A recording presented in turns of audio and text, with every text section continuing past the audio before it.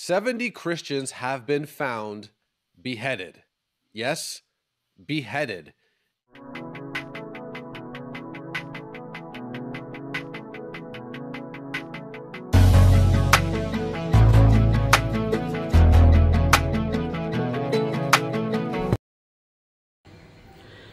जय मसीह की मेरे प्रियो, मेरी आप सबों से नम्र निवेदन है कि इस वीडियो में आप मेरे साथ अंत तक बने रहें तो तुम और तुम्हारा घराना बहुतायत के आशीषों से भरपूर हो जाएगा। प्रियो, आज के संदेश में जाने से पहले मैं आपको एक वीडियो क्लिप दिखाना चाहता हूं। कृपया उसे ध्यान से सुनिए। आइए हम इस वीडियो क्लिप को सुनते हैं। 70 Christians have been found beheaded. Yes, beheaded.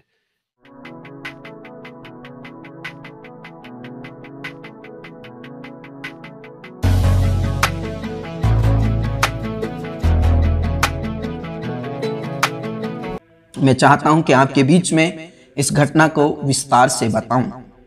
70 ईसाइयों को अगवा कर चर्च में ले गए। ISIS आतंकी रेत दिया गला। 7 सालों में 6000 से अधिक मारे डाले गए। जानिए कैसे इस्लामी खिलाफत के लिए हो रहा काफिरों का कत्लेआम।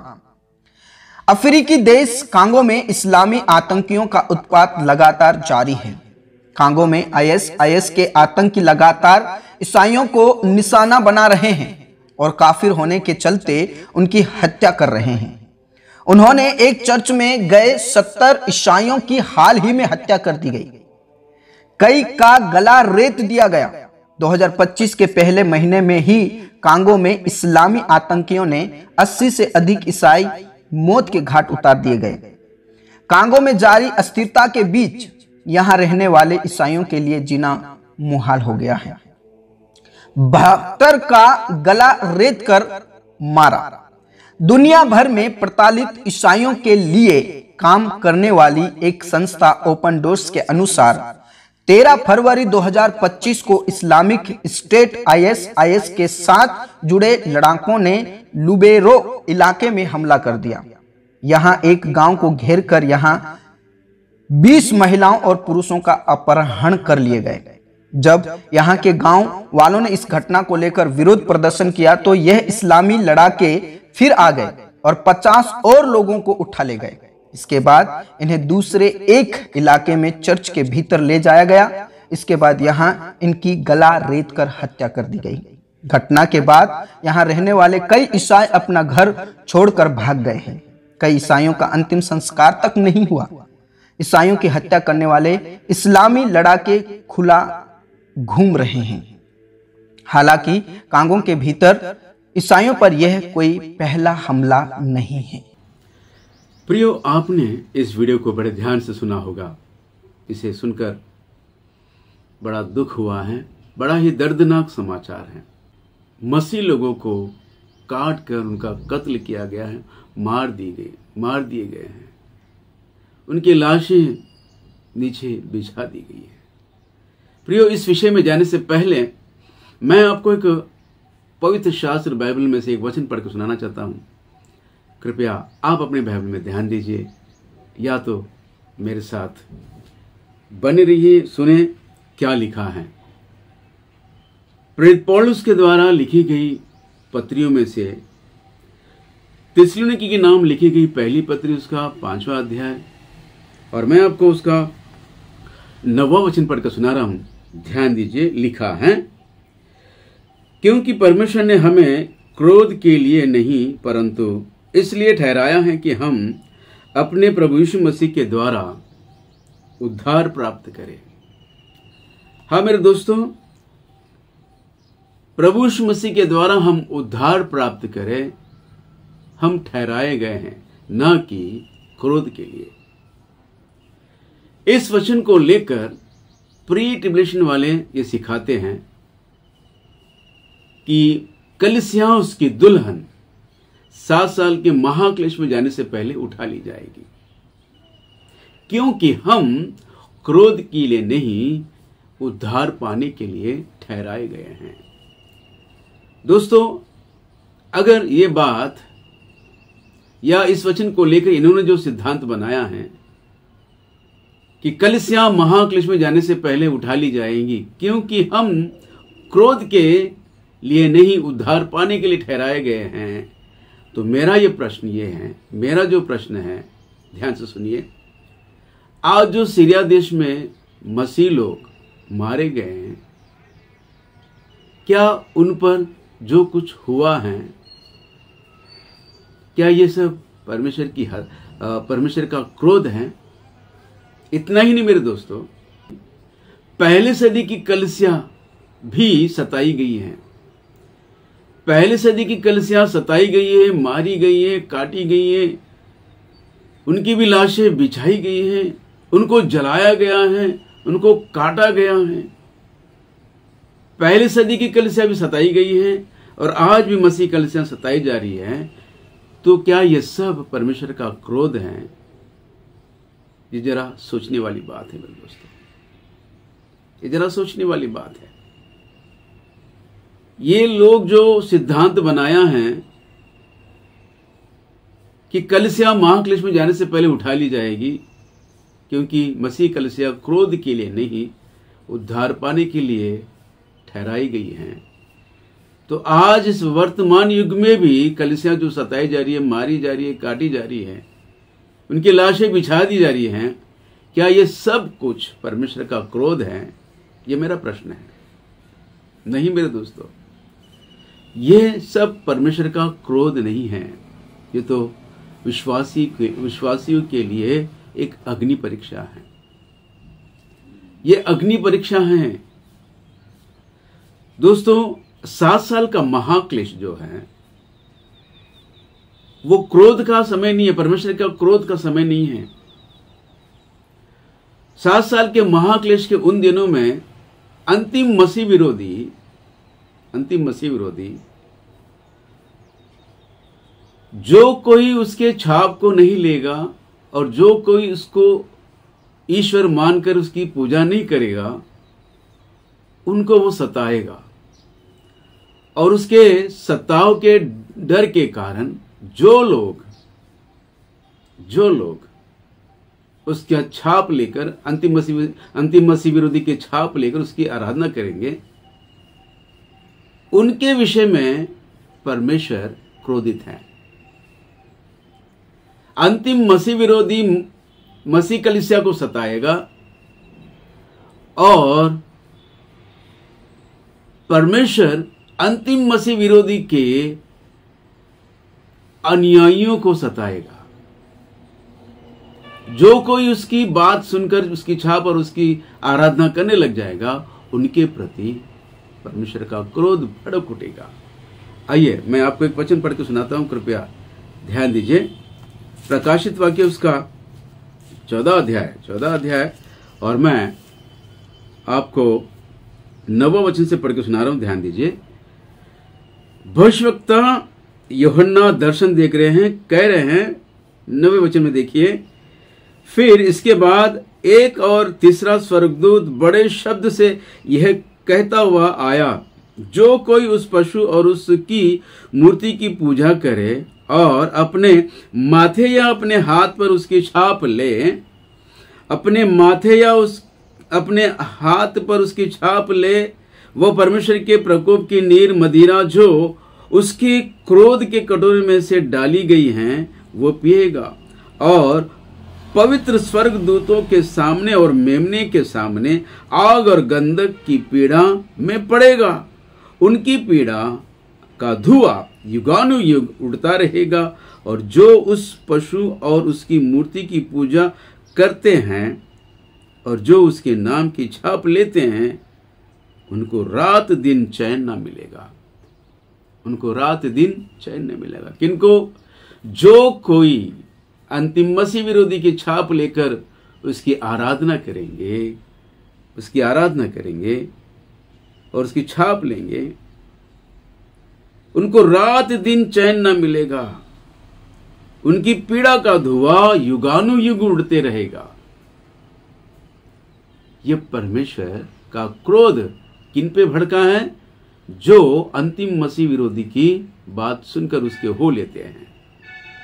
और अंतिम मसीह विरोधी मसीह लोगों को सताएगा, और जो उसके सताव से डर कर जो उसके हो लेंगे, परमेश्वर उनके प्रति अपना क्रोध भड़काएगा। और लिखा है मेरे दोस्तों, पवित्र लोगों का धीरज इसी में है जो परमेश्वर की आज्ञा को मानते और यीशु पर विश्वास करते हैं।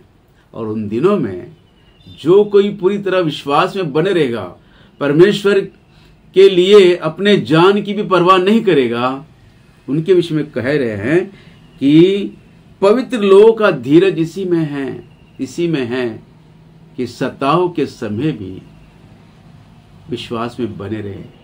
हाँ मेरे दोस्तों, और विशेषकर 7 साल के महाक्लेश के उन दिनों में भी जो धीरज धरकर विश्वास में दृढ़ बनकर शैतान अंतिम मसीह विरोधी का सामना करेगा, अपने विश्वास से भटकेगा नहीं, उनके विषय में कहते हैं धन्य हैं।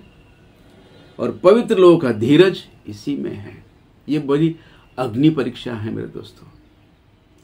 पहले सदी से भी मसीह लोग सताए गए हैं, वे भी परमेश्वर की दुल्हन है। आज वर्तमान युग में भी मसीह लोग सताए जा रहे, काटे जा रहे, मारे जा रहे हैं। ये सब परमेश्वर की अग्नि परीक्षा है। और 7 साल के महाक्लेश के उन दिनों में भी, वो महाअग्नि परीक्षा में भी हमें दृढ़ बनकर रहना है, विश्वास में बने रहना है।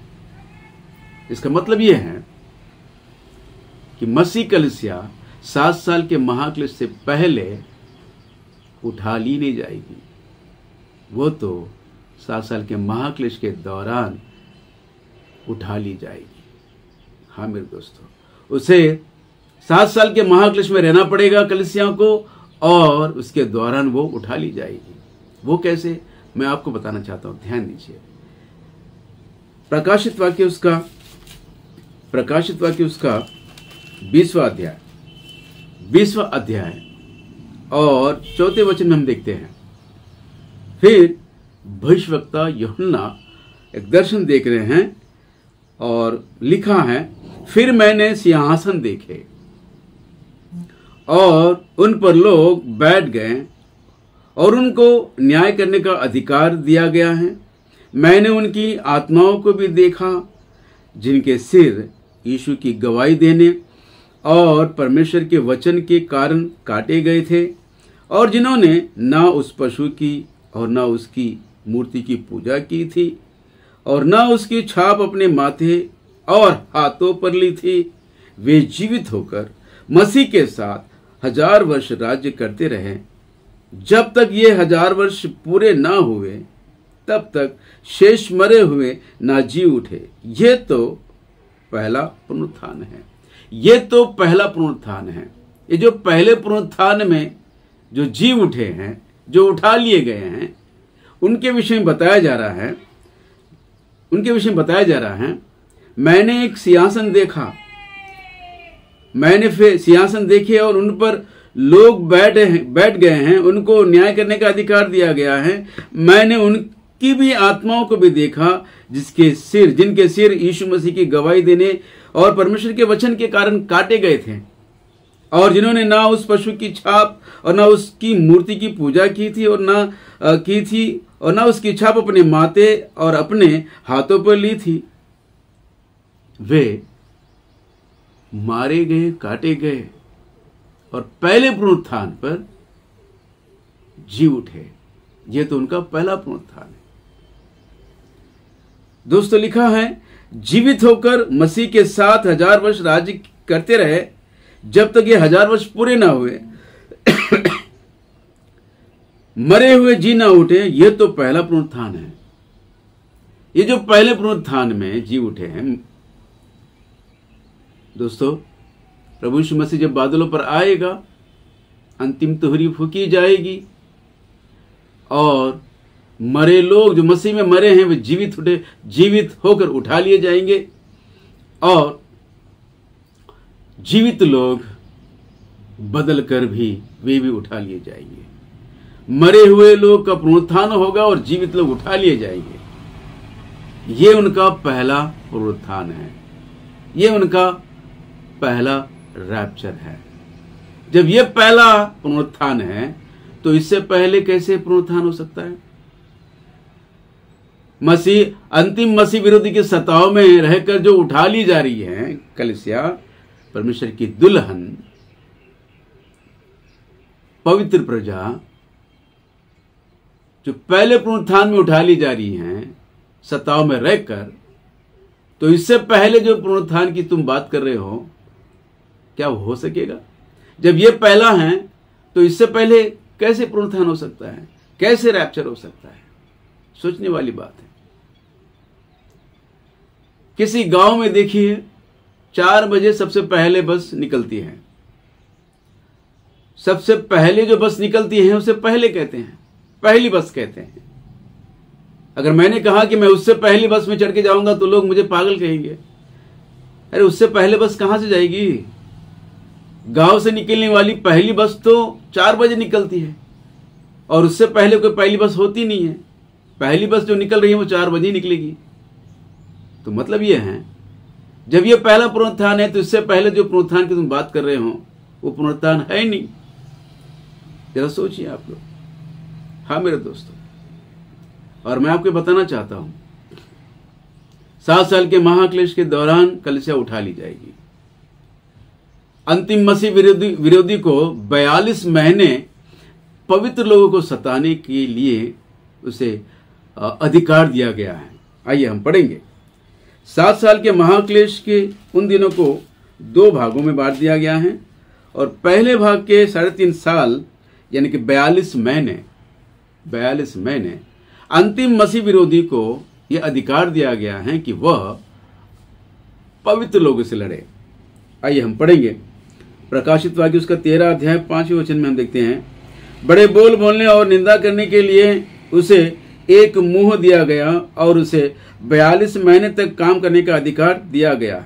42 महीने तक काम करने का अधिकार दिया गया है। और क्या करेगा? 7वें वचन देखते हैं, उसे यह भी अधिकार दिया गया कि पवित्र लोगों से लड़े हैं। उसे यह भी अधिकार दिया गया है कि पवित्र लोगों से लड़े। पवित्र लोगों से कब तक लड़ेगा? 42 महीने। 42 महीने यानी 3.5 साल। 7 साल के महाक्लेश का वो समय काल 2 भागों में बांटा गया है और पहले 3.5 साल कलीसिया अंतिम मसीह विरोधी के सताव में रहेगी, क्योंकि लिखा है कि उसे 42 महीने अधिकार दिया गया है कि वो पवित्र लोगों से लड़े, पवित्र लोगों को सताए। तो दोस्तों, अब हमें यह जानना बहुत जरूरी है कि मसीह कलीसिया सताव में रहकर ही उठा ली जाएगी। 7 साल के महाक्लेश के उन दिनों में 3.5 साल होते ही अंतिम तुरही फूकी जाएगी और प्रभु यीशु मसीह की दुल्हन, परमेश्वर की कलीसिया, उसकी पवित्र प्रजा उठा ली जाएगी। दोस्तों, फिर एक बार आप लोगों से मैं कहना चाहता हूं, सत्य को जानिए, सत्य को जानिए, सत्य को जानिए तो तुम और तुम्हारा घराना उद्धार पाएगा। सत्य के द्वारा ही तुम उद्धार पा सकोगे मेरे प्रिय। उद्धार पाए हुए लोगों के लिए वचन कहता है कि सत्य को जानो तो तुम उद्धार पाओगे, यानी कि वो संपूर्ण उद्धार प्रभु यीशु मसीह के आगमन में उठा लिए जाओगे। दोस्तों, आज से 40 वर्ष पहले इस विषय को सिखाने के लिए पवित्र आत्मा परमेश्वर ने अपने भक्त डॉक्टर अद्दंकी रंजित ओफिर को खड़ा किया है। इस युग के प्रेरित और भविष्यवक्ता डॉक्टर रंजित ओफिर साहब ने, हमारे आध्यात्मिक गुरु ने जो किताब लिखी है, ये सारा समाचार उस किताब में आपको मिलेगा। मसीह कलीसिया में ये जो किताब है, जो ग्रंथ जो तेलुगु में है, इस किताब में अब तक जो भी कुछ आपने सुना है उससे बढ़कर आपको प्रभु यीशु मसीह के दूसरे आगमन का और कलीसिया के उठा लिए जाने का सही शिक्षा का समाचार आपको मिलेगा। दोस्तों, आज कलीसिया में जो 3 तरह के सिद्धांत हैं, कलीसिया महाक्लेश में जाने से पहले उठा ली जाएगी, जिसे कहते हैं प्री ट्रिब्युलेशन रैप्चर। कलीसिया 7 साल के महाक्लेश के पूरे होने के बाद कलीसिया उठा ली जाएगी, ऐसी भी एक शिक्षा है जिसे पोस्ट ट्रिब्युलेशन कहते हैं। और 7 साल के महाक्लेश के दौरान कलीसिया उठा ली जाएगी, जिसे मिड ट्रिब्युलेशन कहते हैं।